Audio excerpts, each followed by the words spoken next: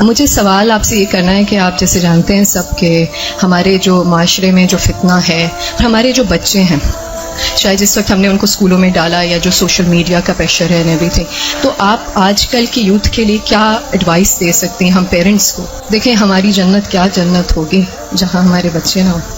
بہت مشکل ہے کیونکہ آپ دیکھ رہے ہیں ہر طرف سے media is playing such an important and such a difficult role کہ ہم پیرنٹس کے لیے اس چیز کو سنبھالنا بہت مشکل ہو گیا ہے. اینڈ آل آف دیٹ، اور میں ایک واٹس ایپ پہ میسج مجھے ملا کہ what will happen to my children when I die, but سوچنے والی بات یہ ہے کہ what will happen to my children when they die. So اگر آپ کوئی ایڈوائس دے سکتی ہیں اس سلسلے میں تو بہت موزوں رہے گی. انہوں نے دکھتی رگ پہ ہاتھ رکھ دیا ہے اور بہت ہی اہم سوال ہے یہ. حقیقت یہ ہے کہ یہ ہر گھر کا مسئلہ ہے، ریلیجس فیملی ہے یا ریلیجس نہیں ہے، یہ مسئلہ ہر جگہ ہے، پڑھے لکھے ہیں یا ان پڑھ ہیں. آئندہ جنریشنز بہت بڑے فتنے میں ہیں، فتنہ ہر ہاتھ میں ہے اور وہ بڑھتا ہی چلا جا رہا ہے اور پوری دنیا ان کے سامنے ایکسپوز ہو چکی ہے. یعنی آپ کس کس چیز سے ان کو بچا سکتے ہیں، کس کس چیز سے روک سکتے ہیں؟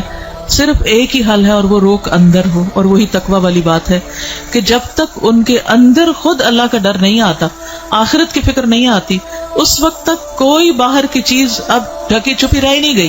آپ سو رہے ہیں، آپ کو نہیں پتا آپ کے بچے اپنے رضائی کے اندر کیا دیکھ رہے ہیں، کیا کر رہے ہیں، کیا سن رہے ہیں، کہ کانوں کے اندر کچھ لگا ہوا ہے، کچھ دیکھ رہے ہیں.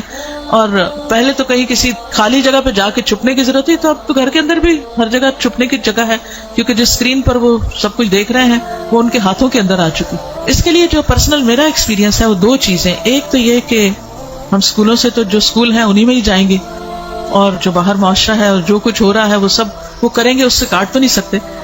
میں نے سب سے زیادہ جو دعائیں مانگی ہیں، رو رو کے مانگی ہیں، سجدوں میں پڑھ پڑھ کے مانگی ہیں، وہ اسی کے لیے مانگی ہے کہ اللہ میرے بچوں کو ایمان دے.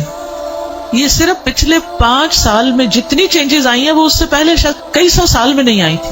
اور پھر دوسرا کیا کیا، یعنی اللہ تعالیٰ سے خود ہی مانگا. دوسرا یہ کہ ہر تھوڑے عرصے کے بعد عمرہ، اللہ کے گھر چلو، کیونکہ اللہ کے گھر کا جو جلال ہے، اور اللہ تعالیٰ اگر انسان کو کہیں سب سے زیادہ محسوس ہو سکتے ہیں تو وہ بہت جگہ ہے. یعنی ہمارے ملک میں، ہمارے گھروں میں، ہمارے ماحول میں وہ فیلنگ نہیں آتی جو وہاں جا کر آتی.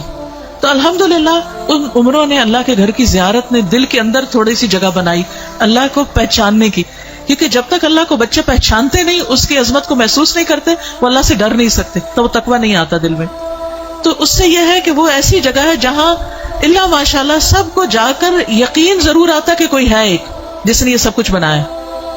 پھر اس کے بعد یہ ہے کہ قرآن کا علم. میں نے سب سے زیادہ تکلیف دہ مرحلہ گزارا کہ جب میں نے اپنے بیٹے کو قرآن پڑھایا، تو پھر میں نے یہ ٹھان لی کہ کچھ بھی ہو مجھے اس کو پڑھانا ہے.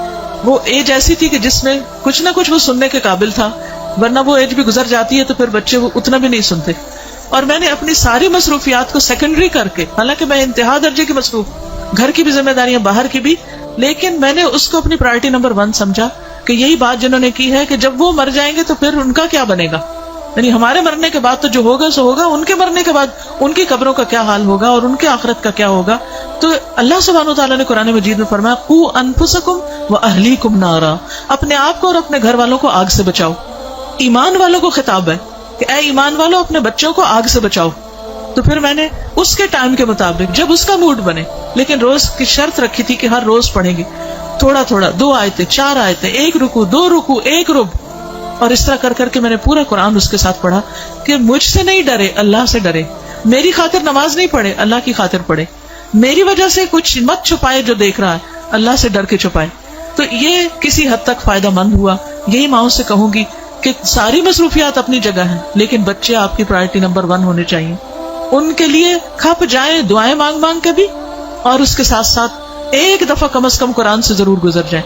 کیونکہ جب وہ قرآن سے گزر جائیں گے پھر ایٹ لیسٹ آپ کی رسپانسبلٹی نہیں رہے گی.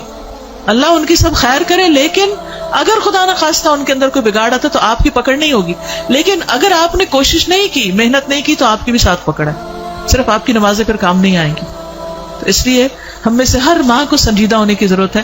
چاہے رونا پڑے، محنتیں کرنی پڑے، بھوک کاٹنی پڑے, کچھ کرنا پڑے, لیکن پکڑ کے بیٹھے, خود بیٹھے. یہ مولویوں پہ نہ چھوڑیں کہ کوئی اور آ کے لیکچر دے گا تو وہ سن لیں گے, اس کو بتا دیں گے, ابا کو بتا دیا, چچا کو بتا دیا, اس کو ماموں کو بتا دیا.